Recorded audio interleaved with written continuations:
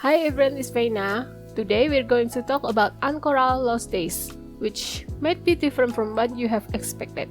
Especially if you play Summer and Mara, which made by the same developer, and expect something similar, then you need to think again. In Ankora, you play as Muns, a junior ranger who's stranded in Ankora after her ship crashed. In order to fix the ship, she has to collect parts that spread all over the planet. So, exploration is really the main purpose of this game. When exploring the area, you will meet several Anks that live in the planet. The Ank will then ask Muns to help them uncover the dangerous mystery that starts to infect the planet.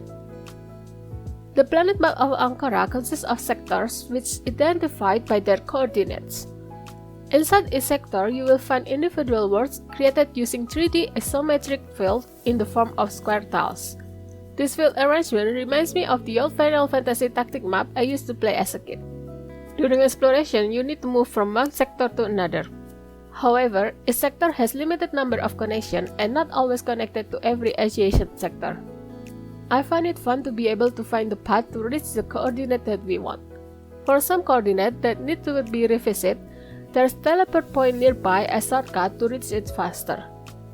There are icons on some of the sectors which show important things inside, such as NPCs, temples, healing point, and many others. That way, we can easily find important sectors that we need to visit again in the future. And if you can, please find and press the like button below. The game uses cartoony-like graphics similar to Summer and Mara that makes it look cute. The NPCs are designed in chibi form and they look adorable.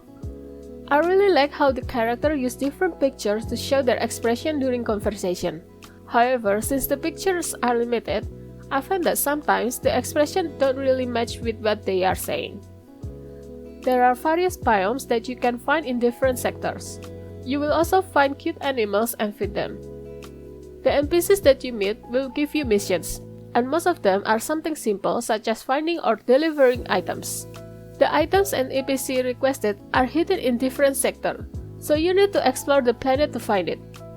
There seems to be some kind of survival mechanic in the game, such as hunger and thirst, and doesn't really have big effect that hinder you from progressing.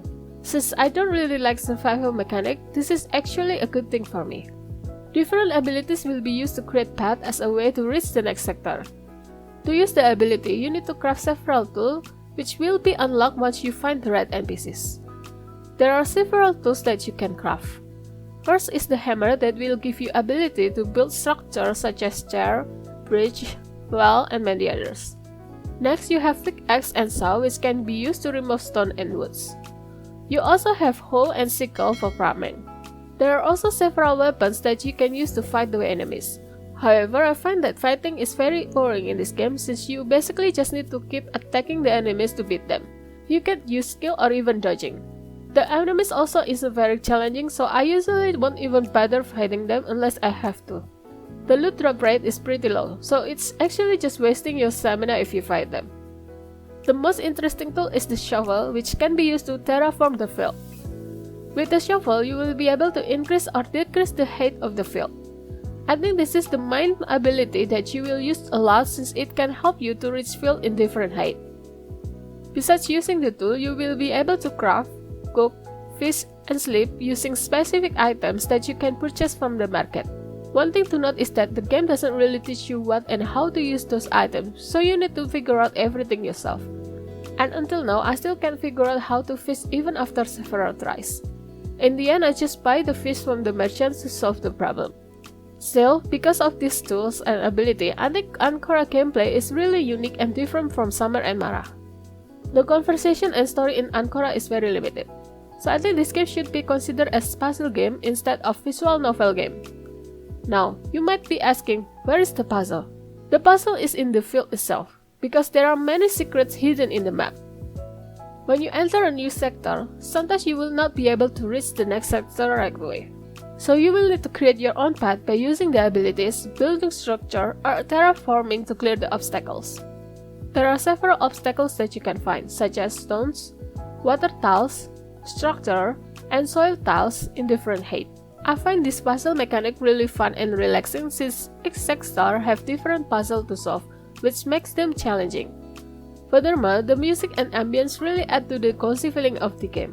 And if you like cozy vibes like this, don't forget to subscribe so you won't miss my next review. Now, should you get the game or not? You should get the game if you love relaxing exploration game. Cause I think Ankora is more of an exploration game with puzzle element that's not difficult to solve. Especially since there are no right or wrong answer when it comes to the puzzle. You can use any method to create the path to reach the next sector. To play this game, you can be really creative in using the abilities to remove the obstacles and solve the puzzle. You can choose to use a more efficient method or an easier method according to your preference. But you should not get the game if you like challenging missions. The missions in Ankora are very straightforward and easy to understand, even though sometimes takes a while to complete. Some people might find that it's boring and not challenging enough. Furthermore, it will require you to unlock specific things first to complete it. You can really rusting in the game.